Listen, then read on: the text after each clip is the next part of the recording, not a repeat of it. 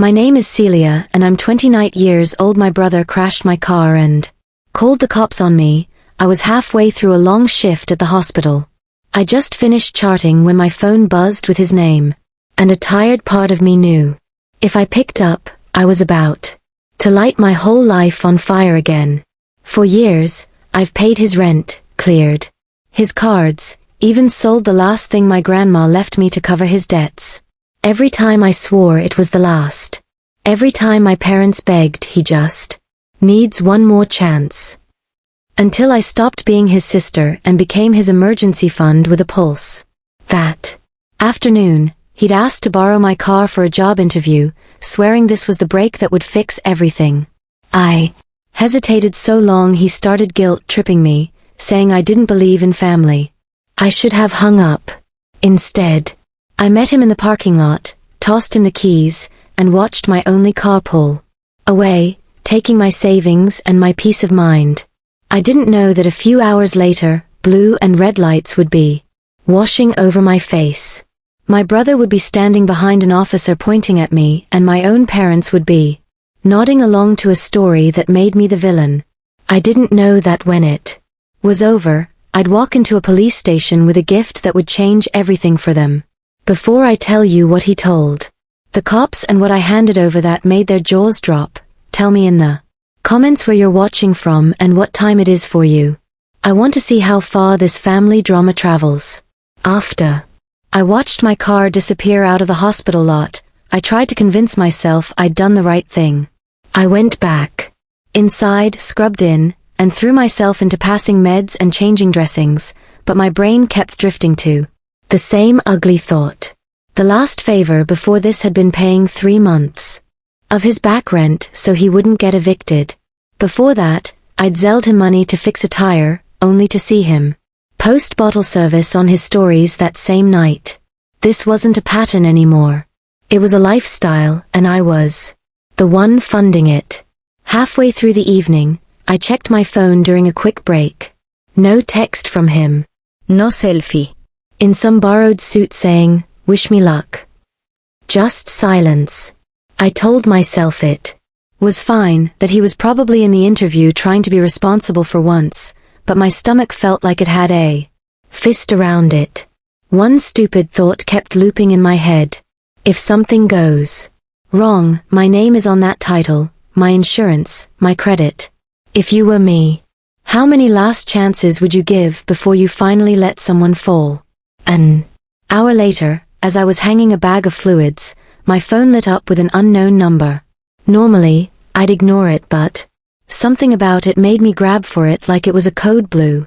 "Hello, is this Ava Mitchell?" The voice was flat. Official. "Yes, ma'am. This is Officer Daniels with the Phoenix Police Department. Are you the registered owner of a gray Honda Civic plate?" My heart dropped so hard I had to sit down. He finished the plate and I could barely breathe. "What happened?" My voice sounded small in my own ears. "There's been a collision at the intersection of ND Street and Bell Road. Your vehicle is involved. The driver identifies himself as your brother. He's not seriously injured, but we need you on scene." I signed out with the charge nurse in a daze, grabbed my bag and practically ran to the ride-share pickup. No car, no backup, just me and a buzzing panic that made the city lights smear in my vision. On the way there, every red light the ride-share hit felt like it was grabbing me by the shoulders and forcing me to imagine worse and worse scenarios. My car folded in half, someone on a stretcher, my brother in handcuffs, or drunk, or both. I kept replaying the moment I'd tossed him the keys, wondering if that was the exact second I should have finally said no. The second my life forked into the version where I'm just a tired nurse, and the version where I'm sitting in a courtroom because of him. "You okay back there?" the driver asked, glancing at me in the rear view. "Not really," I muttered. "My brother just wrecked my life savings." "Family," he said with a sympathetic snort. "They'll take you down quicker than any stranger." When we finally turned the corner toward ND and Bell, I saw the flashing lights before anything else. Then the twisted metal then the shape of my own car. Hood crumpled like paper. Airbags blown.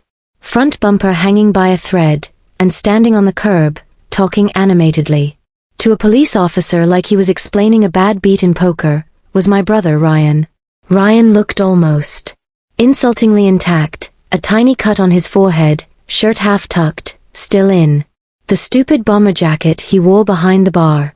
He saw me before I even shut the car door and lifted his hands like, "See, I'm fine." "Ava," he called out, voice too loud for someone who'd almost killed people. "You made it." "Of course I made it," I said, staring past him at my car.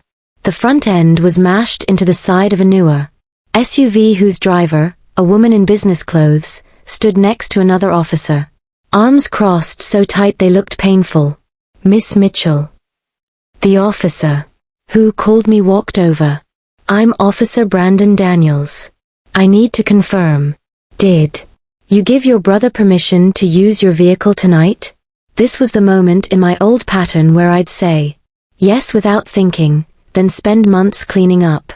But this time my brain showed me a flash of my bank account balance and the text where Ryan had said, "I swear I'll take care of it if anything happens." I nodded slowly. "Yes, for a job interview." The woman from the SUV turned at that, anger flickering across her face. "He blew through a red light." She snapped. "I have a dash cam. I could have been killed. My kid was supposed to be in the car with me." Ryan immediately shook his head. "That's not what happened." He cut in. "The light was yellow and her car came out of nowhere. These brakes on Ava's car are trash." I told her that. That was the first time that night I felt the anger boil hotter than the fear. "Excuse me." I stared at him. "You never said anything about the brakes." Officer Daniels held up a hand. "We'll get everyone's statements. Ms. Price." He nodded to the other driver. "Has already mentioned her dash cam. We'll be reviewing that." Ryan shifted, his eyes darting toward me, then back to the cop. That panicky, calculating look was way too familiar. "Look, man. I was just doing my sister a favor, trying to get to this interview," he said, laying it on thick. "She practically begged me to take the car so I'd get my life together. You should talk to her about the condition it's in." The way he said it, like I'd shoved the keys into his hand and pushed him into traffic, made my skin crawl. "Are you serious right now?" I hissed. "You called me an hour ago telling me your big break depended on me." "I'm not trying to fight, Ava," he muttered. But his voice was just loud enough for Daniels to hear. "I'm just saying you knew there were problems." That was the exact moment I realized he wasn't just scared. He was already building a story where he didn't take any blame, where I did. The officer separated us to take formal statements. When it was my turn, I took a breath and tried to channel every composed, factual tone I used when giving report at the hospital. I told him about the call, the keys, the so-called interview. I didn't mention the rent, the debts, the nights I'd driven across town to pick Ryan up from bars because he was too tipsy to drive. Maybe I should have. Meanwhile, I could hear Ryan with the other officer, his voice floating over in frustrated bursts. "She knew the car pulls to the right," he insisted. "She said it was fine, that if anything happened, her insurance would handle it. I'm just trying to get my life on track, and now this happens." The words hit me like a slap. He was carefully painting me as the careless one, the enabler who pushed him into danger. Have you ever watched someone you love twist reality in real time while you stand 3 feet away, unable to do anything but listen? When Ms. Price stepped up, she didn't bother softening it. "Your brother ran a solid red," she told Officer Daniels, then looked me dead in the eye. "I don't care how sorry he acts. People like that don't change when you keep rescuing them." Shame burned up my neck because she had no idea how right she was. Still, reflex kicked in. "He's not a bad person," I Started out of habit more than conviction. Ryan shot me a grateful look, clinging to that tiny defense like a life raft. And for a second, I hated myself more than I hated him. As the tow trucks arrived and the officers wrapped up, Daniels pulled me aside. "We'll finish this at the station later if needed," he said. "Given the dash cam and witnesses, your brother is likely at fault. You should also be aware. As the owner, you may be financially liable for damages." "Even if he was the one driving?" I asked, feeling that old, familiar weight land on my shoulders again. "Yes, ma'am. It's complicated. I'd recommend you talk to an attorney." His words sank in like stones. Financially liable again, enabling, but this time with paperwork to prove it. Back near the curb, Ryan was scrolling on his phone like he was bored. The second Daniels walked away, he leaned in. "Hey, don't freak out, okay?" he said. "We'll tell Mom and Dad it was partly the other driver's fault or whatever. Insurance is there for a reason." This was the toned-down version of himself. The real one was hiding just under the surface. The one who would do anything not to feel the consequences. And I had no idea yet just how far he was willing to go to dump those consequences on me. By the time my ride dropped me at my parents' house, it was almost midnight. Their porch light was on and Ryan's beat-up truck was in the driveway like nothing had happened. I walked in to find all three of them at the kitchen table. My dad with his arms folded, my mom clutching a mug of tea, Ryan leaning back like he was the guest of honor at his own pity party. "There she is," my dad said, voice already tight. "We've been talking." "Great," I replied. "Have you been talking about how your son turned my car into modern art?" Ryan rolled his eyes. "Wow. Dramatic much? Ryan says the brakes on your car have been bad for months." My mom cut in. "You didn't think to get them checked, Ava? The brakes are fine." I snapped. "He ran a red light. The other driver has a dash cam." My dad frowned at Ryan. "You didn't mention a red light. Because that's not what happened." Ryan shot back. "I told you the light was yellow and the car pulled when I hit the brakes. Ava's been putting off fixing it forever. You never said a word about the brakes." I said, my voice rising. "But you did say if anything happens, your insurance will handle it, right?" Right before you grabbed the keys, his jaw tightened. "So what? Now you're recording everything I say." He laughed. Humorless. "You've always been like this. You help, then throw it in my face." Something inside me finally snapped. "Because I'm always helping, Ryan. I paid your rent, your tabs, your stupid tickets. I am drowning in your one more chance. And now you're trying to blame me for you blowing a red light. Are you serious?" My mom winced. "Let's all calm down." "No, let's not," I said, hands shaking. "You two call me every time he screws up. Ask me to fix it. You tell me how smart I am, how I understand money better. But when I set a boundary, suddenly I'm cold and selfish." I turned to Ryan. "You think I'm going to just smile and eat this bill again? You're paying for the damages. All of it." "I'm done." For a second, the room was dead silent. Then Ryan laughed low and mean. "You're done with what, Ava? With your own family?" He stepped closer, voice dropping. "You think you're better than us because you wear scrubs and have a badge on a lanyard. News flash. Without me you'd have nobody to play savior to." "Enough." My dad snapped. "Ava, don't talk about suing your own brother. That's insane. We handle things as a family." "You mean I handle things?" I said, meeting his eyes. "You've both been protecting him since we were kids. You bailed him out of fights, out of tickets, out of everything. And then you outsourced the bill to me." Ryan's face twisted. "You want to talk about bills?" he said suddenly loud. "How About all the times you've thrown money in my face, just so you could act like some martyr? You like me being a screw up? It makes you feel important. I like having a car. I shot back. I like not being sued. Wild concept. I know concept. His eyes flashed in that way. I recognized from every bar fight he'd ever been in. He grabbed his phone off the table. You know what? He said, if you're going to threaten me in front of them, I'm done too. And before I could process what he was doing, he had dialed. On speaker. Ryan, hang up, my mom hissed. Don't you dare, my dad said. But he didn't move. What is your emergency? Yeah, Ryan said loudly. Staring straight at me. I'm at my parents' address and my sister is threatening me, screaming, saying she's going to make me pay for an accident and ruin my life. She's unstable, and I don't feel safe. Are there weapons present?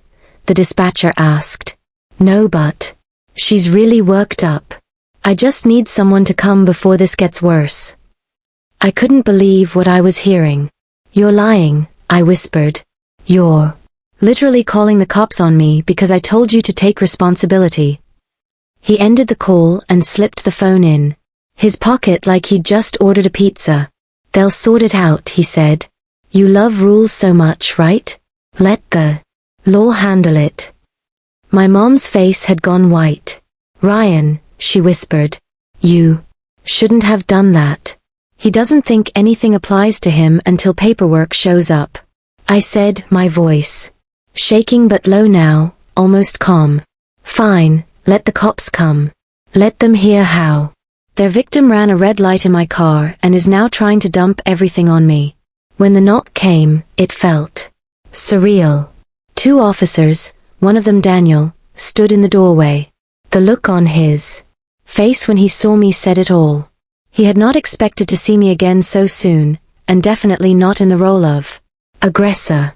They separated us, took fresh statements, asked if anyone felt unsafe. Ryan put on his best wounded puppy act, talking about my temper and pressure. From the family. My parents, caught in the middle, did what they always did.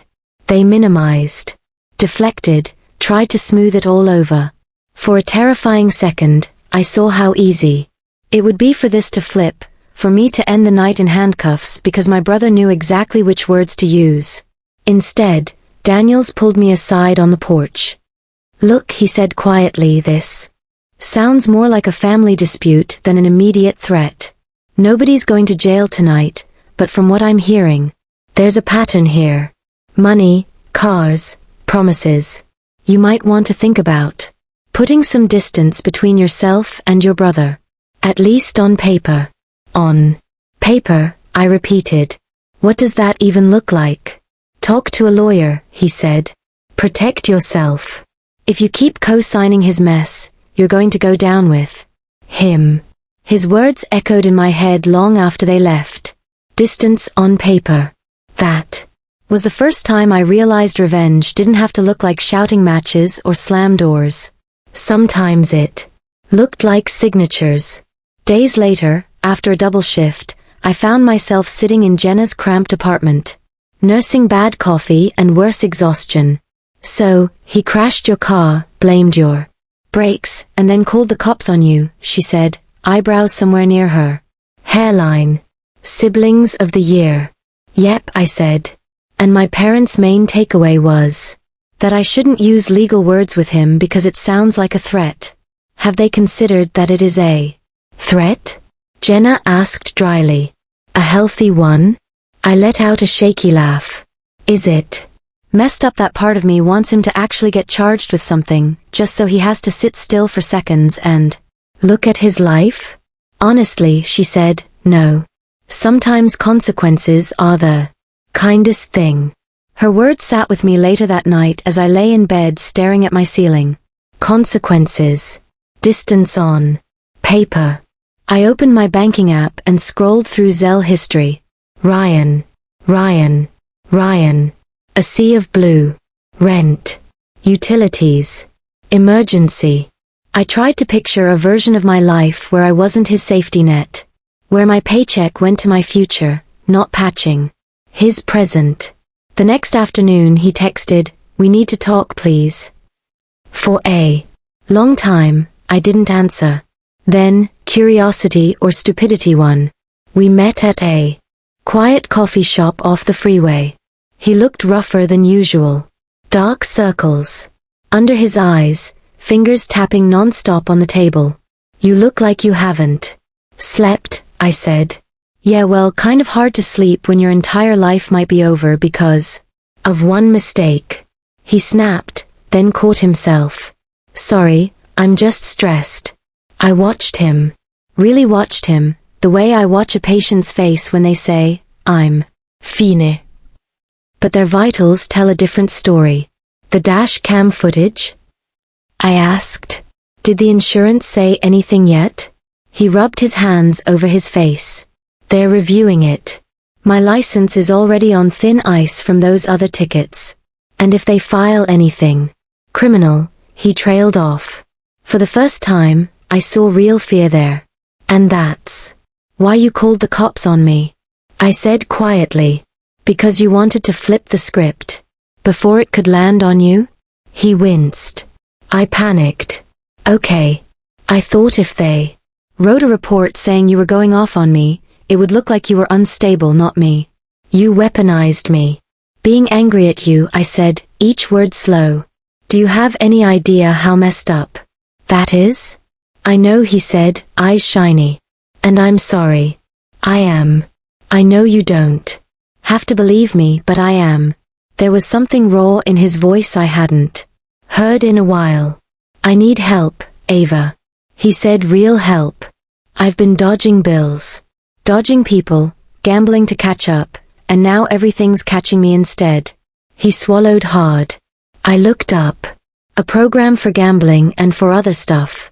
He didn't say alcohol, but we both heard it. "It's not cheap, but if I don't do something, I'm going to end up in jail or dead." "Is this another speech to get me to write a check?" I asked. "Because I'm out. I can't keep paying for your fresh starts." "No," he said quickly. "I'm not asking you to pay. I'm asking you not to destroy me while I'm trying to fix it." He pulled out a crumpled paper and slid it across the table. It was a printout of his debts, credit cards, payday loans.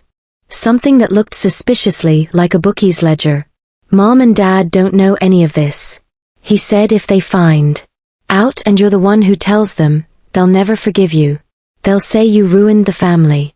The old Ava would have taken that as a warning. This Ava heard it as what it was, a threat wrapped in confession. "So what? I'm supposed to stay quiet while you keep burning everything down?" I asked. "I'm telling you because I'm trying not to," he said. "I'm starting the program next week. I'll get whatever job I can with whatever license they leave me. I'll make payments on the car. I swear. Just don't sue me. Don't go nuclear." "Would you believe you?" I asked. "If you were me and you'd heard all this times before," he flinched. "Probably not," he admitted. "But it has to start somewhere." A tiny exhausted part of me wanted to believe him so badly my chest hurt. Another part, the one that had been in the room when he dialed on me, as whispered, "Remember what he does when he panics. Remember who he protects first." I took a breath. "Here's the deal," I said. "You get into that program, you stay in it, you get a job, and you make payments to repair the car. If you miss, I'm done asking. The law decides. No more middle ground." He nodded quickly, clinging to it like I'd tossed him a lifeline. But as he walked away, I couldn't shake the feeling that I'd just made a deal with someone who loved cliffs. Weeks blurred together. At work, I managed meds and charted vitals. At home, I managed anxiety and charted every broken promise. In the back of my mind, the insurance adjuster called, then called again. The repair estimate for my car alone looked like a joke. One with my name as the punchline. Monica Price's insurer was coming after me too as the vehicle owner.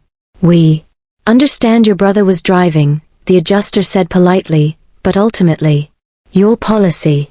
I hung up before I could cry on a stranger. That night, I finally did what Officer Daniels had told me. I called a lawyer. Attorney Melissa Grant's office was neat and quiet, all clean lines and controlled lighting.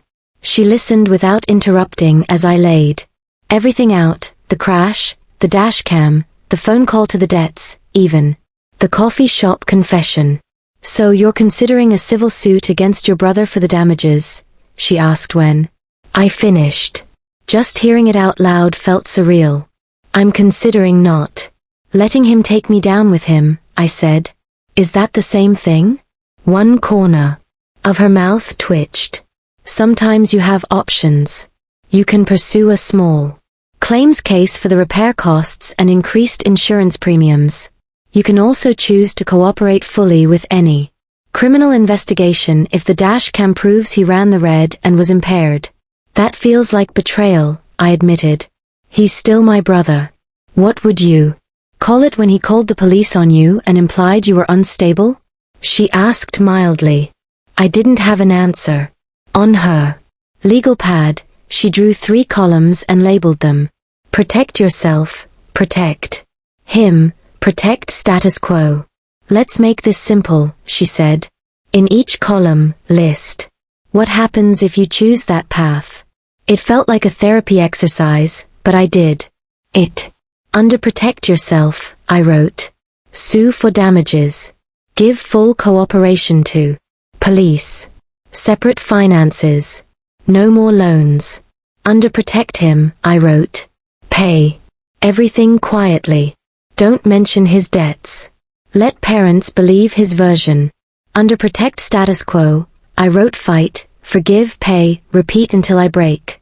Looking at the 3rd column made something in my chest go cold. What are you most afraid of?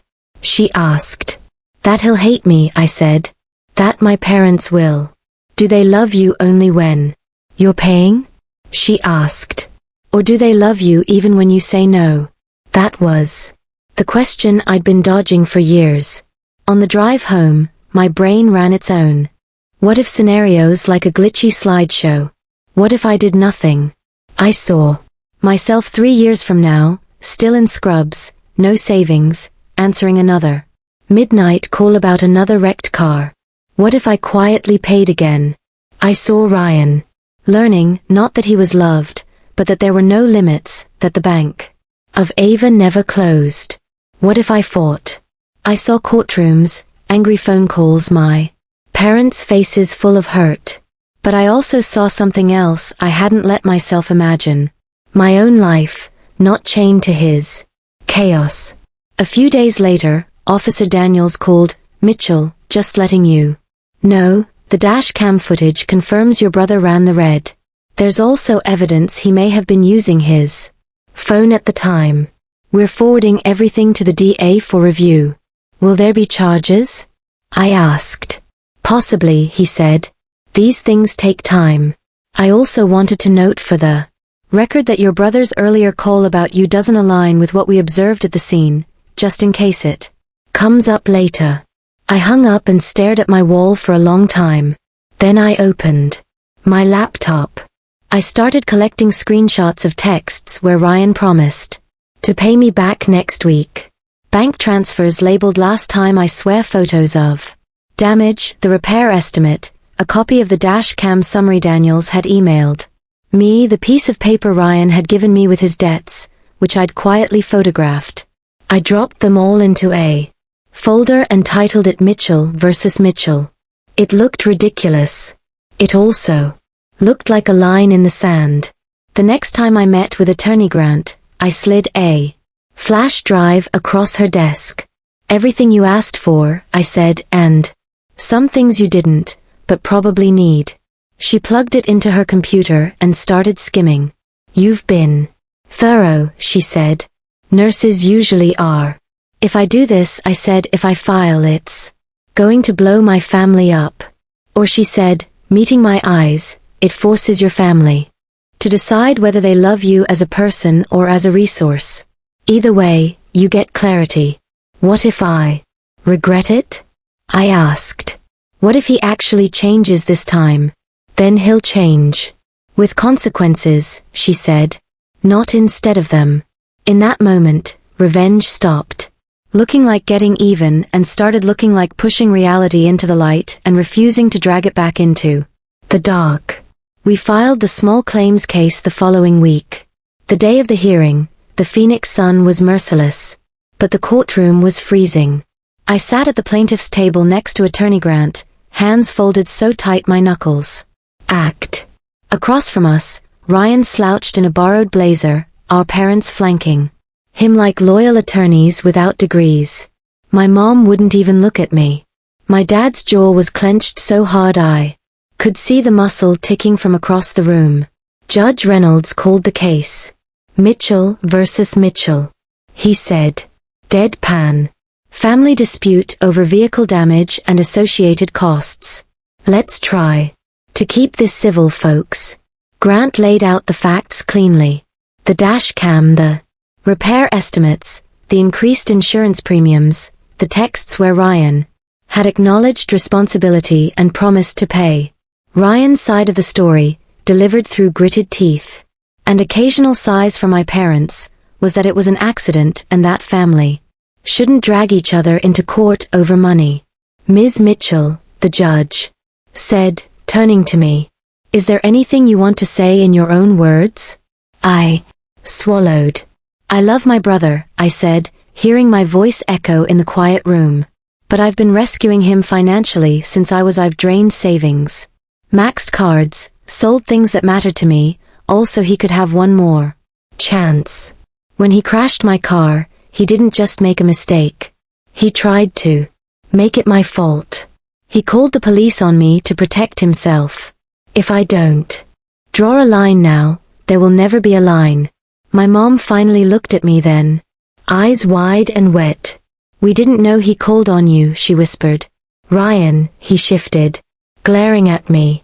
"She's exaggerating," he muttered. We were both heated. I just wanted someone to calm things down. "Did you or did you not tell the dispatcher your sister was unstable and you felt unsafe?" Grant asked, sliding a printed transcript across to him. "We obtained this through a records request." He glanced at it, then at our parents, then at the judge. For once, he had no smooth comeback. Judge Reynolds read it, eyebrows lifting. "Interesting," he said. "Seems to me this goes beyond a simple accident." That was my moment. The moment for the gift I'd been promised in my own head. Grant nodded toward my bag. I took out a small, neatly labeled envelope and a USB drive.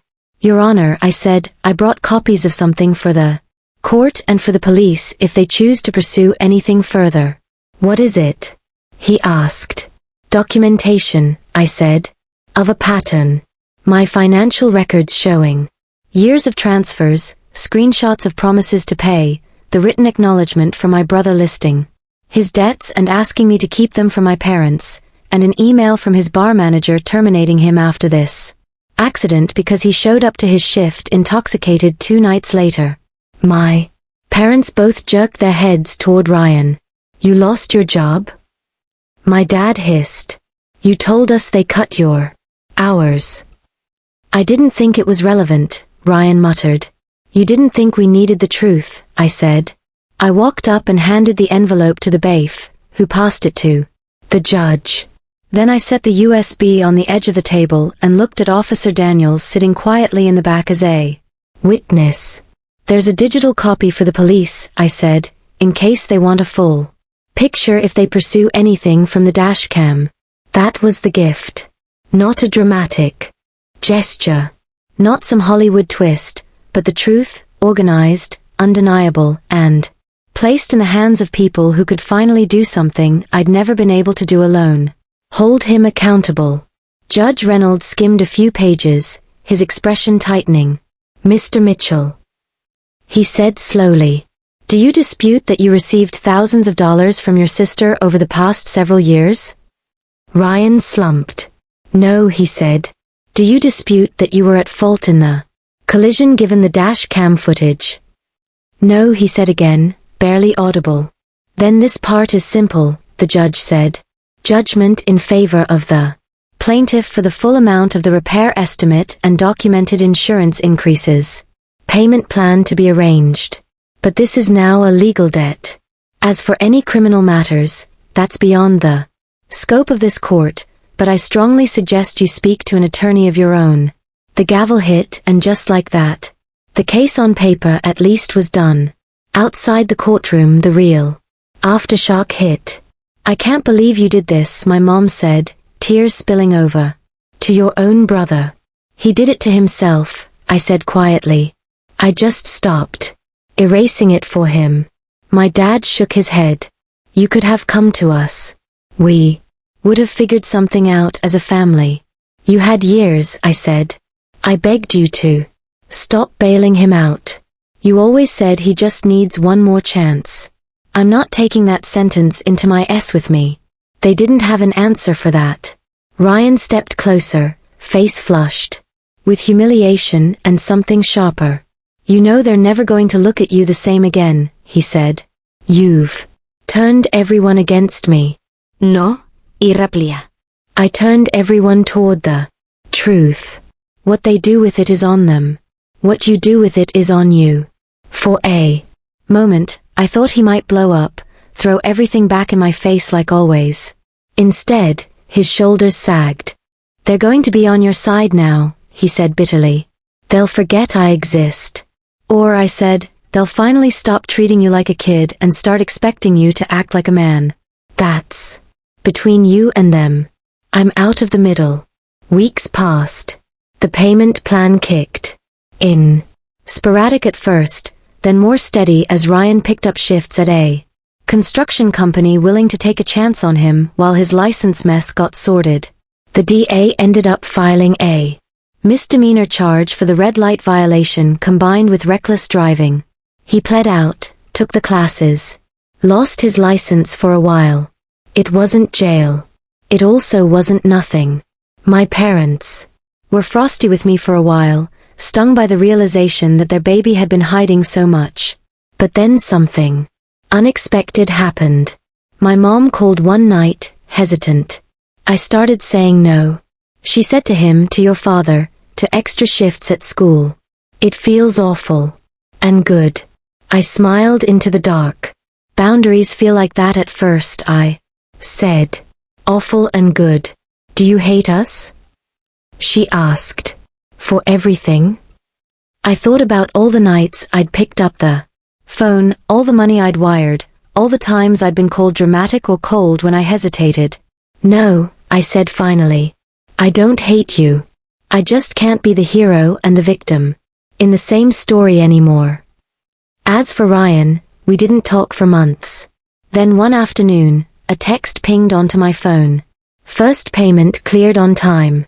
I know it doesn't fix everything, but it's a start. I stared at it for a long time before replying. Good.